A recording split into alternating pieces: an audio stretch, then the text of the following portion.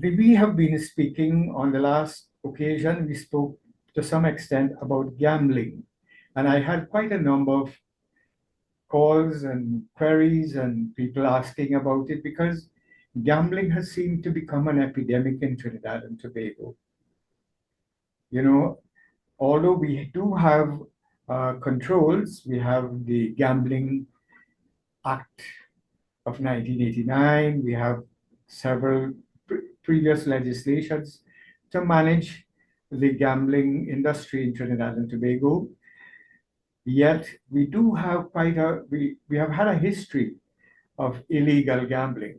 You know, a lot of people in the countryside where I live here will remember, and we know who the punters are. We know those people who carry the mark. We have an idea where they bust the mark, who are the bankers, and all of that. And yes, I had the opportunity to work in the magistracy in Chaguanas. And in the old days, you would see a lot of people being charged for illegal gambling. And but that seemed to have been, I don't know, I have been out of the court system a long time. I don't know if they still have people being charged for way, they call it.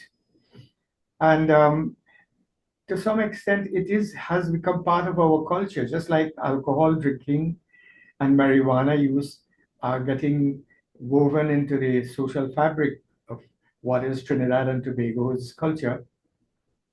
So too gambling.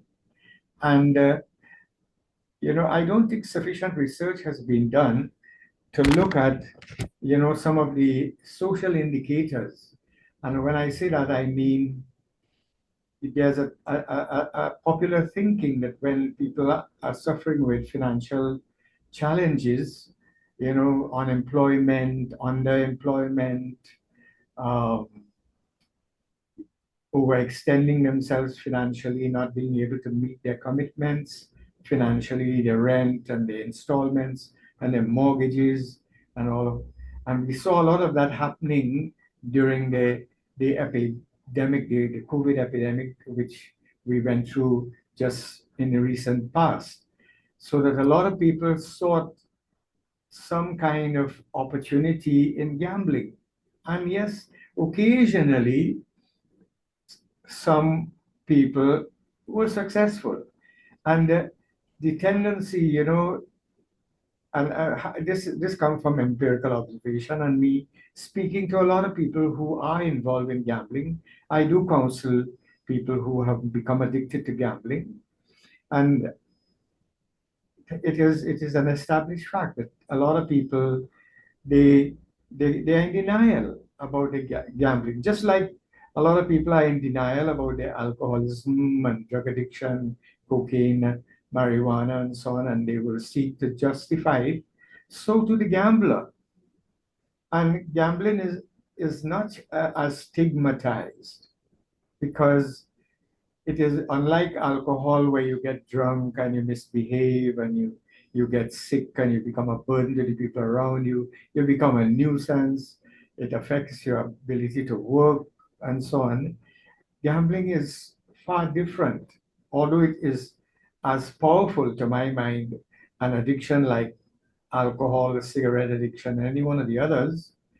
So too gambling. But a person can gamble and the symptoms could become very, very subtle, and it is not as noticeable until they reach a crisis. And sometimes the people around them are unable to notice, or discover, because gamblers, because forced by the habit of addiction and the compulsiveness, they they they find all kinds of very innovative ways to support their addiction. And a lot of people, as I mentioned on the last occasion, they get involved in, well, taking loans, borrowing from everyone that they could possibly uh, have get money from. And then it reaches to a point where they start stealing, the jewelry from the people in the house, selling things, and it is almost as bad as all the other addictions, the cocaine addiction and so on. And a lot of people seem to scapegoat the what we call pipers. They are nuisance and they are seen as deviant. But the gambler is able to go on gambling for long periods until they get into crisis. And still, it is still not seen as a social problem. It is largely individual. If the person is single, they just lose their money and they'll probably lose the car and they start pawning the jewelry and all of that. But it becomes exponentially more problematic when they belong to a family and they have a wife and they have children and they have mortgage to pay for the house, and now they are not able to meet their financial obligations and their responsibility. And I have seen where some people became suicidal and actually committed suicide because of the shame associated. This was kept a secret in a lot of cases until they couldn't carry it a secret anymore. I am aware of a family where the wife and children and the other siblings in the house, well, not siblings in this case, it was just the wife and children, were unaware that the head of the household, the father, the husband, had, went and refinanced the mortgage so that he could cover his debts and pay off the loan sharks and all of that until the bailiff showed up there and started to empty the house. Then the wife realized, hey, he was gambling.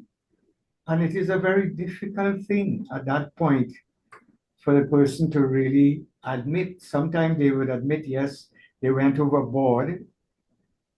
But I have had a lot of difficulty when a person eventually admitted and decided to come for help. They would find it very difficult to really describe the total problem, how many people they had borrowed money from, how many people they're still owing. And when you look at when you add up all of this, there's no way they could, if they even sell every single thing they had, they could not even make a dent in their obligations to pay all of these people. And then there are these loan sharks who they charge you such a hefty interest rate. Just last week I was speaking to a gentleman who he didn't take a loan to gamble, but he took a loan to pay a mortgage installment to save his property. And now to find that it's been more than a year and he's only paying the interest. He's just about able to pay the interest on the loan that he took from this loan shark. These people who they have a license to lend money, they have a money lender's license, but there's no regulation there as to how much interest they could charge. There are people who charge interest by the week or by the day, sometimes requiring a person to pay the whole amount, double the amount, 100% interest. Once they realize that you are really in a jam, you are in crisis, they exploit the situation. And I'm sure some people listening could identify with what I'm saying. So, the definition of gambling addiction is also, it is seen as as compulsive gambling, but it is also recognized as a mental disorder. And it is recognized by the American Psychiatric Association. It's listed in the DSM, that is the Diagnostic Statistical Manual. That is the little book that is used to determine the diagnosis by the Ministry of Health and in the hospitals and so on. You once you meet certain criteria, then you are diagnosed as having an addiction. And what are some of the symptoms? The person who is gambling, just like the alcoholic, and I'm making the comparison because I am also a person in recovery. And when I speak to people who have a problem with gambling, I could see the parallels. you know, for the alcoholic, as is with the gambler, and more so with the gambler. When he's not gambling, he's preoccupied with gambling. In fact, in between bets, he'd get up in the morning and will spend a lot of time analyzing his dreams, talking to other punters, calling friends, and getting advice as to what is a good mark. And some people have developed charts that they think can help them to track marks. I also know a family who almost lost everything they had because they were what you call minding a mark. They were playing the same mark every day and increasing, doubling the money on the mark to the extent where they were investing hundreds, even thousands of dollars, so that when they win, they'll be able to recover all the money they had lost. And that is, in gambling terms, it's called chasing. But there's a whole lot of terminology associated with gambling. And I would really like people who are involved in gambling to come out and have a discussion about this.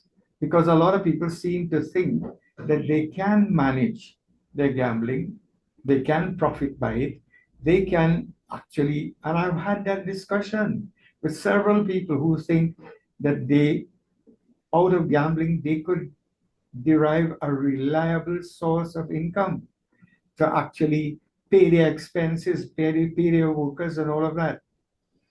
And there's that, like I said, there's that preoccupation. A lot when a person loses their money at lunchtime when they heard what mark was played by the National Lotteries Board and so on, or the Playway machine, they lose their money. They did not only lose their money. I mean, when you lose your money, you lose all the opportunities that went with that money. That money could have been used to get books for the children, fix something in the house, look after the plumbing, improve the life of the family, make an investment, and all of that. You lose all that, the money and the opportunities. It's called opportunity cost in economics. You lose the opportunity cost as well associated with the loss of the money. But the intangibles, I want our listeners to pay attention to this. How much of thinking time is lost?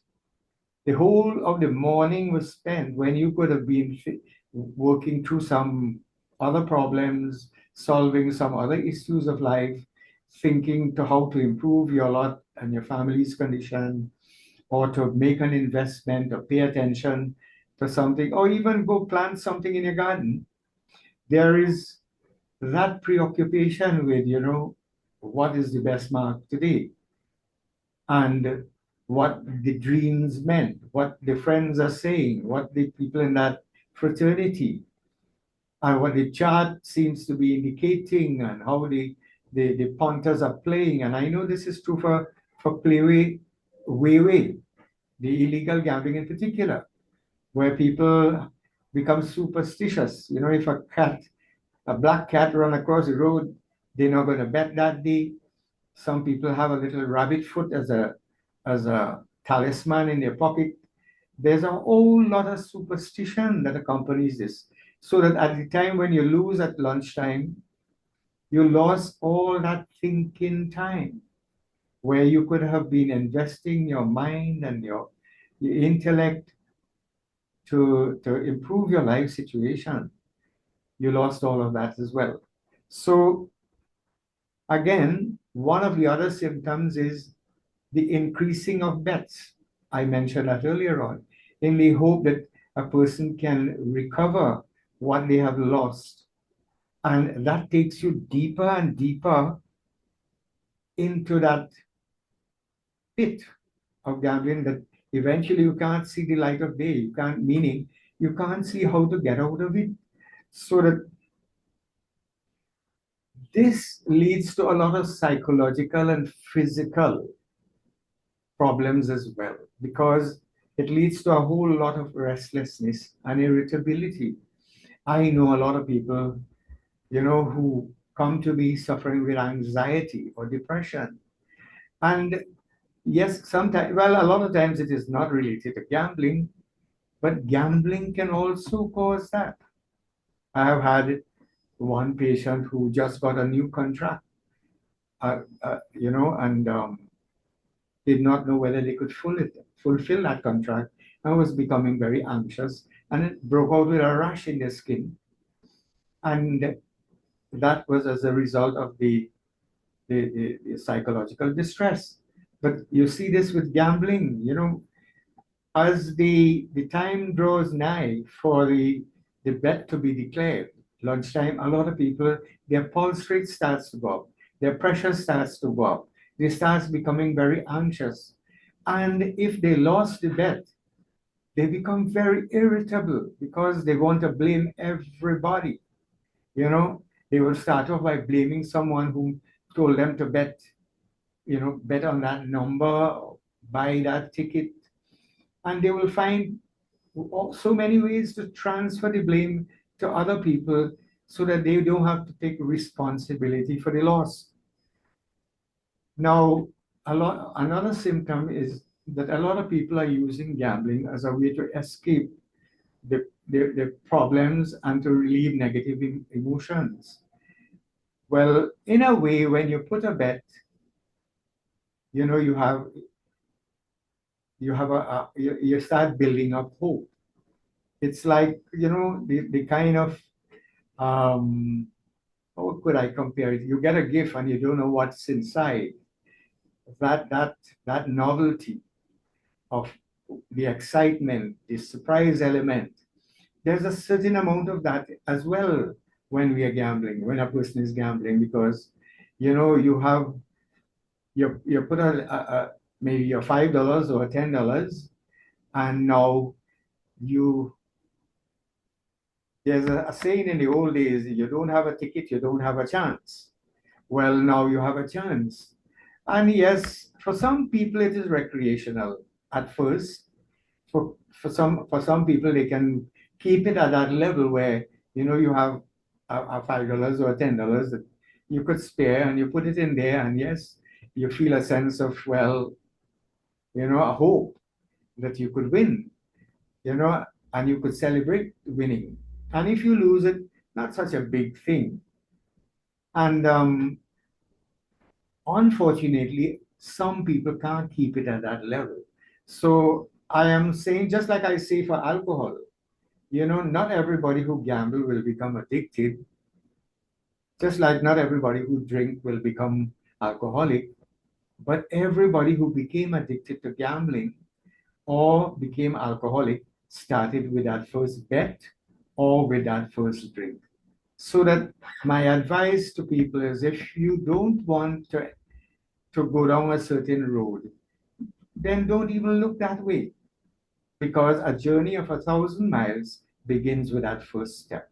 So we'll stop there at this point, take a little break, go back to the radio station, take some messages, and then we'll come back for the second part of this discussion.